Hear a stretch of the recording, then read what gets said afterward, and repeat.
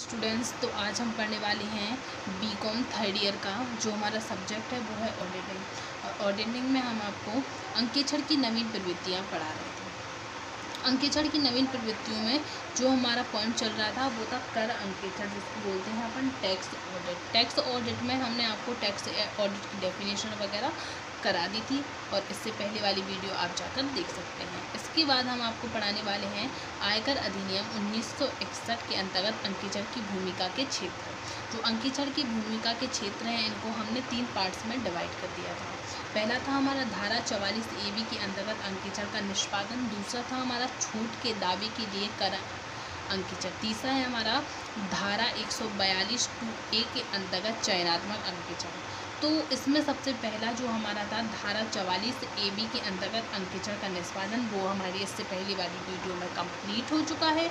तो आज का जो हमारा टॉपिक है वो है छूट के दावे के लिए कर अंकेक्षण। आज का हमारा जो टॉपिक है वो क्या है, छूट के दावे के लिए कर अंकेक्षण। तो आज का हमारा जो टॉपिक है वो है छूट के दावे के लिए कर अंकेक्षण। छूट के दावे के लिए कर अंकेक्षण, इसमें निम्नलिखित स्थितियों में कर अंकेक्षण की आवश्यकता होती है। अब कर अंकेक्षण की आवश्यकता होती है तो इनकी निम्नलिखित स्थिति है। सबसे फर्स्ट जो हमारा है वो क्या है कि धारा 33AB के अंतर्गत छूट। धारा 33AB के अंतर्गत छूट।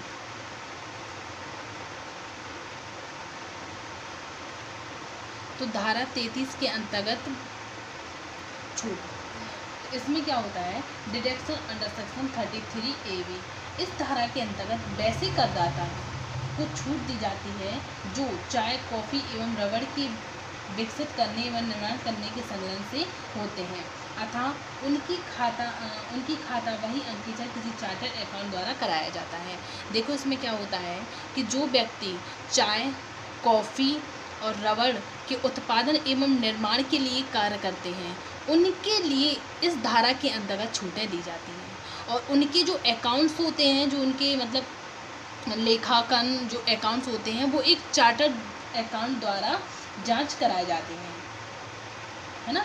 तो चार्टर्ड अकाउंट द्वारा कराए जाते हैं। फिर अंकेक्षण का प्रतिवेदन आयकर वापसी के साथ आयकर अधिकारी के द्वारा समक्ष होता है। फिर उसका प्रतिवेदन आयकर अधिकारी के द्वारा समक्ष होता है। तो इसमें कौन कौन से लोग शामिल होते हैं, जो चाय, इसमें अपन लिखेंगे चाय, कॉफ़ी,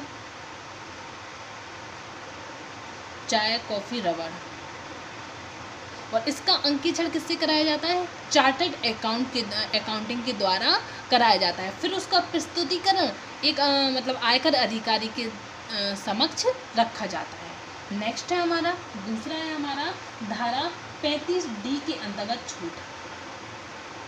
धारा 35D के अंतर्गत छूट।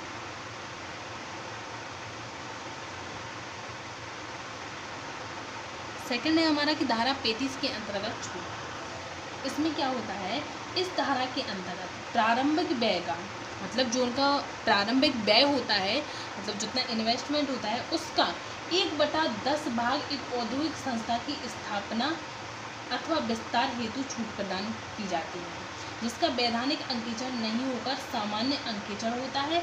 व्यय का अंकेक्षण, व्यय कर अंकेक्षण उस वर्ष होता है जिस वर्ष व्यय किए जाते हैं।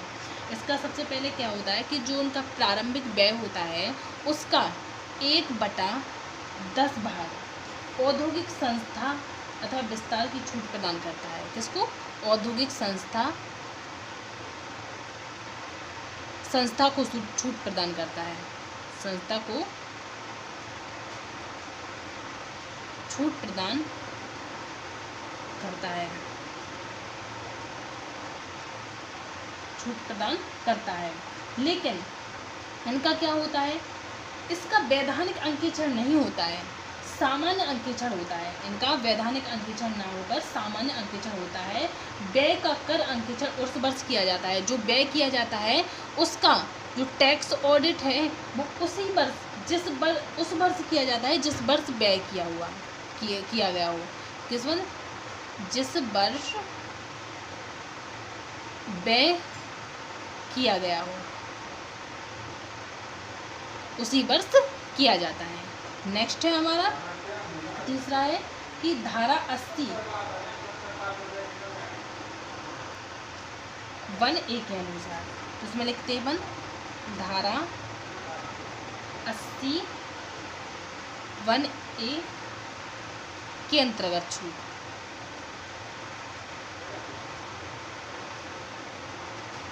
इसमें क्या है, जो हमारा तीसरा है धारा 80 1A के अंतर्गत छूट, इसमें इस धारा के अंतर्गत किस किस को छूटें प्रदान की जाती हैं? तो इस धारा के अंतर्गत जो जहाज उद्योग होते हैं, समुद्री जहाज उद्योग होते हैं आदि को छूटें दी जाती हैं। इस धारा के अंतर्गत अपन यहाँ लिखेंगे जहाज उद्योग, जहाज उद्योग। दूसरा है हमारा समुद्री जहाज उद्योग, समुद्री जहाज